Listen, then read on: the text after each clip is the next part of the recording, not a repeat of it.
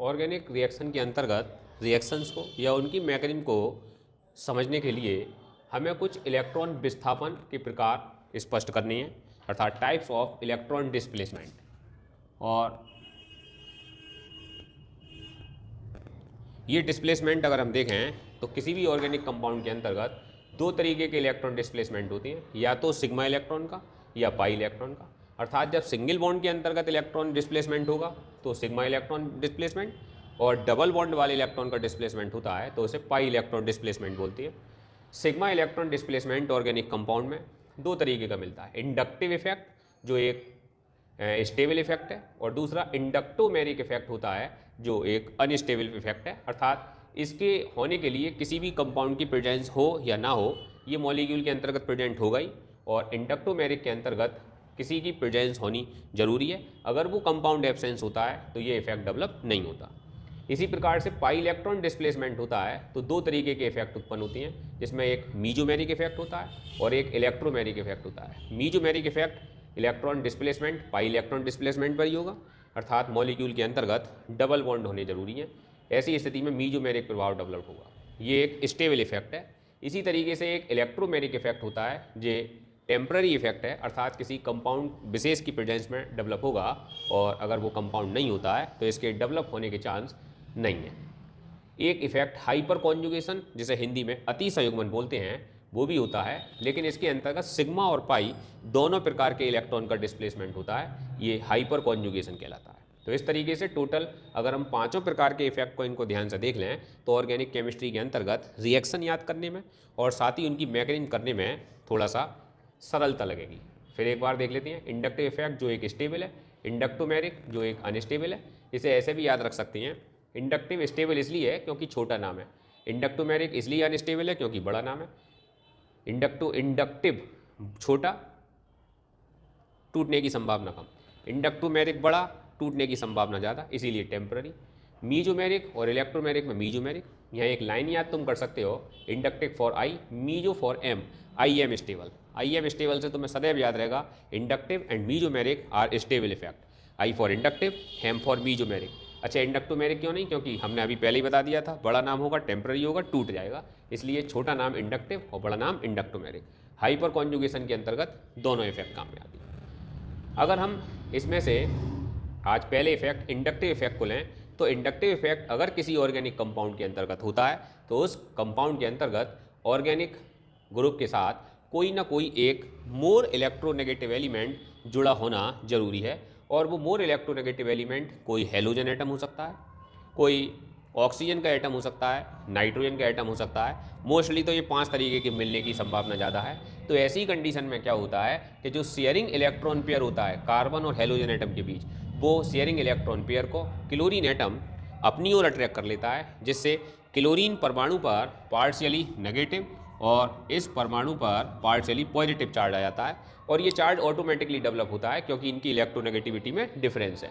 Electronegativity में difference होने के कारण ही ये इफेक्ट सदैव यानी ऑलवेज डेवलप रहेगा, इसलिए ये स्टेबल इफेक्ट बोला जाता है, किसी की प्रेजेंस एब्सेंस का कोई मतलब नहीं है। अगर किसी मॉलिक्यूल के अंतर्गत, ऑर्गेनिक मॉलिक्यूल के अंतर्गत जैसे चेन 4 या 4 से ज़्यादा कार्बन लंबी है, तो बेटा ये इफेक्ट उस चेन के अंतर्गत चौथे कार्बन तक दिखाई देगा। चौथे कार्बन के बाद इस इफेक्ट का नेग्लेक्ट हो जाएगा, अर्थात ये इफेक्ट दिखाई नहीं देगा। चौथे कार्बन तक दिखाई देता है, चौथे कार्बन के बाद ये इफेक्ट खत्म हो जाता है। और अगर हम इंडक्टिव इफेक्ट को बांटें तो ये बेटा दो तरीके का होता है, एक प्लस आई और एक माइनस आई।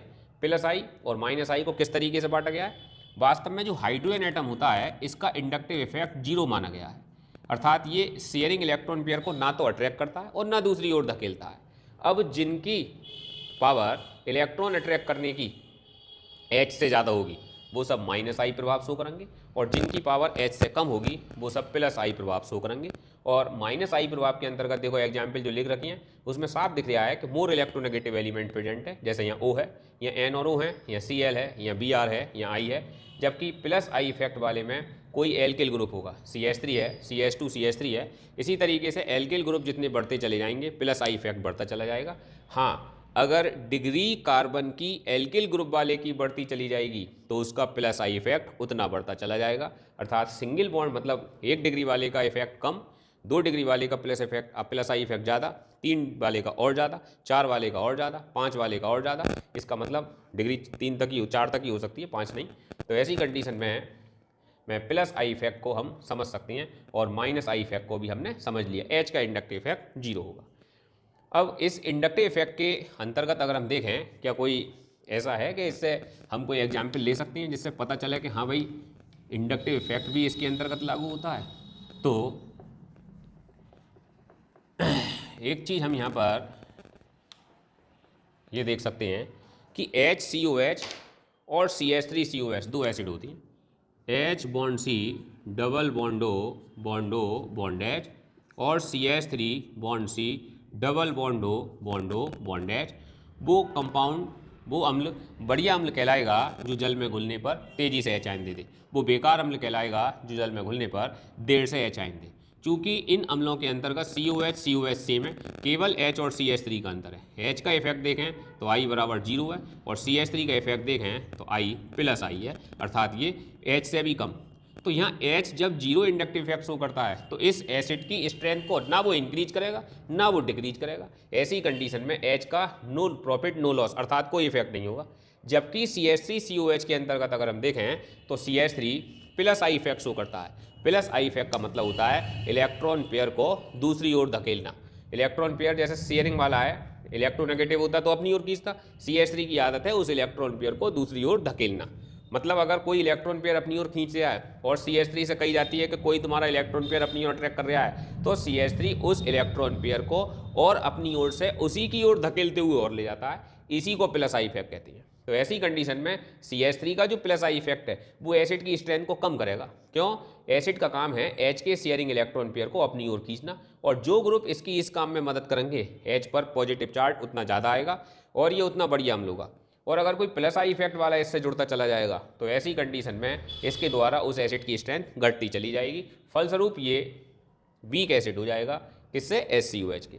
इसका मतलब अगर इसमें एक कार्बन और बढ़ा दें CH3CH2 तो और वीक हो जाएगा, और कार्बन बढ़ा दें, डिग्री बढ़ाते चले जाएँ तो जो और वीक होता चला जाएगा। इससे हम कोई भी दो ऑर्गेनिक एसिड के बीच में कंपेयर कर सकते हैं इंडक्टिव इफेक्ट के थ्रू कि कौन ज़्यादा बढ़िया होगा।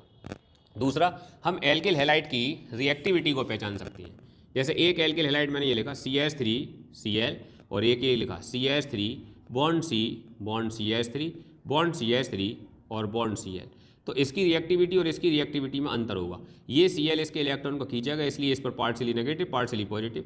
तीनों CH3 इलेक्ट्रॉन को इधर की ओर धकेलेंगे क्योंकि प्लस आई इफेक्ट है, और Cl इन्हें खींचेगा। तो इस पर आने वाला जो माइनस हाई इफेक्ट है वो 80% तक हो गया मान लो, और यहाँ पर Cl इलेक्ट्रॉन खींचेगा तो जो बेटा 50% के करीब ही रहेगा। इनमें इतना अंतर होगा। तो यहाँ ज़्यादा इंडक्टिव इफेक्ट या ज़्यादा पोलराइजेशन की वजह से ये 3 डिग्री एल्किल हैलाइड जो है वो ज़्यादा रिएक्टिव होगा अपेक्षाकृत उन एल्किल हैलाइड के जो 0 डिग्री वाली होती है। इसका मतलब इससे कम रिएक्टिव 2 डिग्री वाला, उससे भी कम रिएक्टिव 1 डिग्री वाला, और उससे भी कम रिएक्टिव 0 डिग्री वाला। इस तरीके से हम इंडक्टिव इफेक्ट का यूज कर सकते हैं। अब बात करते हैं कि इंडक्टोमेरिक इफेक्ट कहाँ लागू होता है। तो इंडक्टोमेरिक इफेक्ट एक टेम्पररी इफेक्ट है जो मॉलिक्यूल के अंतर्गत विशेष कंडीशन में डेवलप होगा, नहीं तो मॉलिक्यूल के अंतर्गत डेवलप नहीं होता। जैसे एरोमेटिक का हेलोजिनेशन करते हैं तो क्लोरीन मॉलिक्यूल जब बेंजीन के साथ रिएक्ट करने जाता है तो AlCl3 की प्रेजेंस में होता है। AlCl3 को हम देखें तो Al, हमने पिछली वीडियो में बताया था कि Al वो मेटल है जो कोवेलेंट करेक्टर अर्थात एम्फोटेरिक मेटल होती है, और एम्फोटेरिक मेटल के अंतर्गत नॉन मेटल करेक्टर ज़्यादा होती हैं। इसी कारण AlCl के साथ कोवेलेंट बॉन्ड बनाकर जुड़ता है। तो इसमें एक एक इलेक्ट्रॉन पेयर यहाँ आ गया, Cl इन इलेक्ट्रॉन पेयर को एक एक हो गया, तो एल्युमिनियम की लास्ट सेल के अंतर्गत नंबर ऑफ इलेक्ट्रॉन 6 हो गए। इससे इसका ऑक्टेट इनकम्प्लीट रह जाता है, और अकॉर्डिंग टू लुईस थ्योरी जिनका ऑक्टेट इनकम्प्लीट रह जाएगा अर्थात जिनकी आउटर मोस्ट सेल के अंतर्गत 6 इलेक्ट्रॉन रहते हैं वो सदैव एक इलेक्ट्रॉन पेयर की तलाश में रहेंगे। फलस्वरूप AlCl3 जब इनके साथ मिलने जाता है तो Cl पर उपस्थित एक इलेक्ट्रॉन पेयर को ये अपनी ओर खींच लेता है, और जब ये अपनी ओर खींचेगा तो इस Cl की इलेक्ट्रॉन खींचने की पावर क्या होगी? बढ़ जाएगी। तो ये शेयरिंग इलेक्ट्रॉन पेयर को भी अपनी ओर खींचने लगेगा, जिससे इस पर पार्शियली नेगेटिव और इस पर पार्शियली पॉजिटिव चार्ज आएगा। लेकिन अगर किसी कारणवश जैसे AlCl3 को आवाज़ देकर बुला लिया किसने, AlCl3 यहाँ से चला गया, तो जो AlCl3 की वजह से Cl की इलेक्ट्रॉन खींचने की पावर ज़्यादा थी वो अब खत्म हो गई। फलस्वरूप दोनों Cl की पावर एक जैसी हो गई। अब ये Cl इस Cl से कह देगा यहीं रख दे इलेक्ट्रॉन पेयर को, और ये इलेक्ट्रॉन पेयर अब यहाँ का यहीं आ जाएगा, और इन पर जो पोलराइजेशन था वो पोलराइजेशन खत्म हो जाएगा। ऐसी कंडीशन में Cl2 मॉलिक्यूल फिर से वही बन जाएगा जो कि पहले था। तो चूंकि AlCl3 की उपस्थिति में जो इंडक्टिव इफेक्ट या इंडक्टिव इफेक्ट ही कह सकते हो डेवलप हो रहा है और एब्सेंस में नहीं हो रहा, इसलिए जो इंडक्टिव इफेक्ट टेम्पररी हो गया, और टेम्पररी इंडक्टिव इफेक्ट को ही इंडक्टोमेरिक इफेक्ट बोलते हैं। और इंडक्टोमेरिक इफेक्ट इस तरीके से किसी मॉलिक्यूल के अंतर्गत डेवलप होगा। इससे आगे मीजोमेरिक और इलेक्ट्रोमेरिक जो इफेक्ट हैं उनको हम अगली वीडियो के अंतर्गत क्लियर करेंगे। इन वीडियो के अंतर्गत इंडक्टिव और इंडक्टोमेरिक से संबंधित किसी प्रकार की समस्या हो तो कमेंट करके पूछ सकते हैं। वीडियो अगर अच्छी लगे तो लाइक, शेयर और सब्सक्राइब करना ना भूलें। Thank you.